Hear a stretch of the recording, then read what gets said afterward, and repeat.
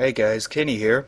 I'm here to review the new 2010 movie Daybreakers, starring Ethan Hawke, Sam Neill, Willem Dafoe. Those are the three main stars. And I have to say that I really was pleased with this because I didn't see a vampire movie in the theaters since Blade Trinity, and many of you know how somewhat bad that one is. It's enjoyable to me, but it is very flawed. But this is on Daybreakers. Ethan Hawke plays this chief hematologist for this blood company, I think, and Sam Neill is like the CEO of it, and he's trying to get a blood substitute for the vampire race because the humans refuse to do something like assimilate. And once that happened, the humans became like public enemy number one, and the dominant race is vampires.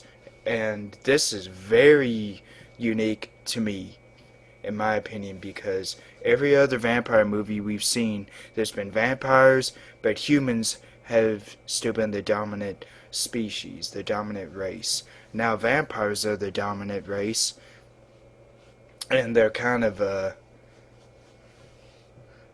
not dying off, but they're in need of more blood. And if they don't get the blood that they need, they end up kind of like being deformed into these bat-like creatures, and they feed on other vampires for blood. And in the process of trying to get a blood substitute, Ethan Hawke plays Edward Dalton.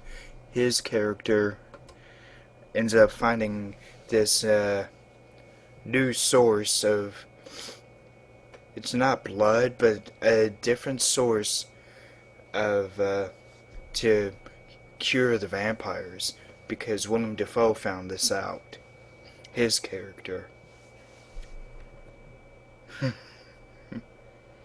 God, I really did enjoy this.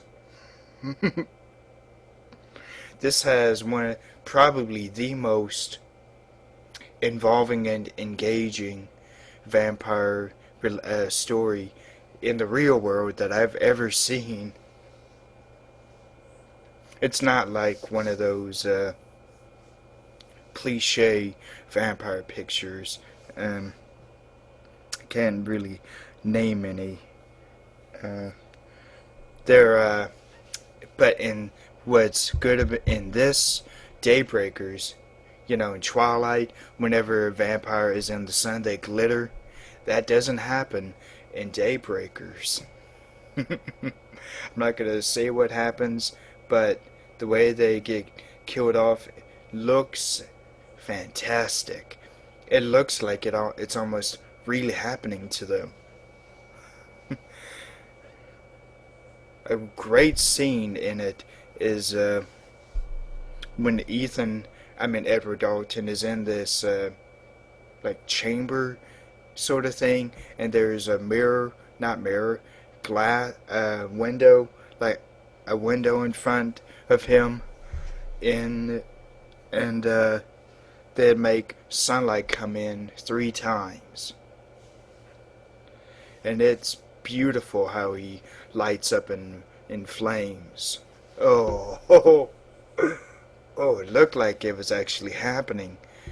And the way the flames got taken away, taken off of him, was ingenious. They had this like a um, suction, like a vacuum machine in that chamber, and then that took up the fire off of him. And that was a very unique idea, in my opinion. Um, and another good plot uh, uh, d- uh, subplot written in is Sam Neill. His character has a daughter of his own, but she's human, so she tries to distance herself from him as much as she could. And Edward Dalton, he has this brother who's like in the military of their own, the vampire military, and the story written about him was incredible. It's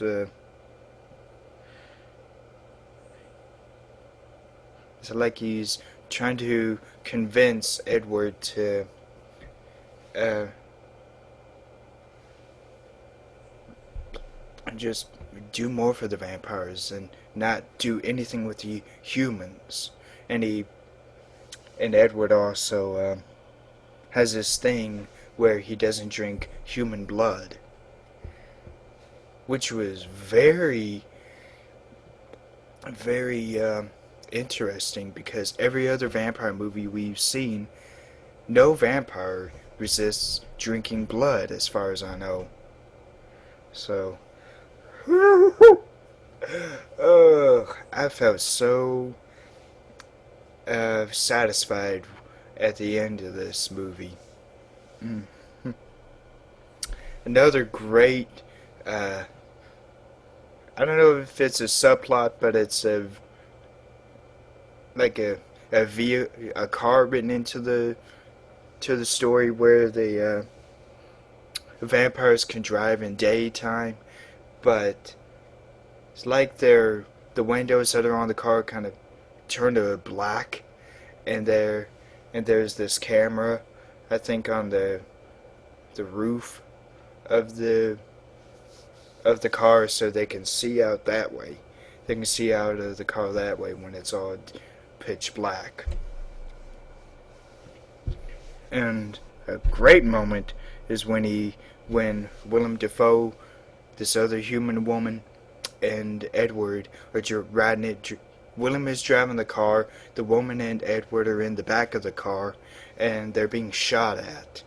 So it's a great chase scene, along with weaving in the vampire mythology into it, because as the people or some guy shooting at the car, he shoots holes into the car, so that makes sunlight go in, and Edward tries to move his head out of the sun,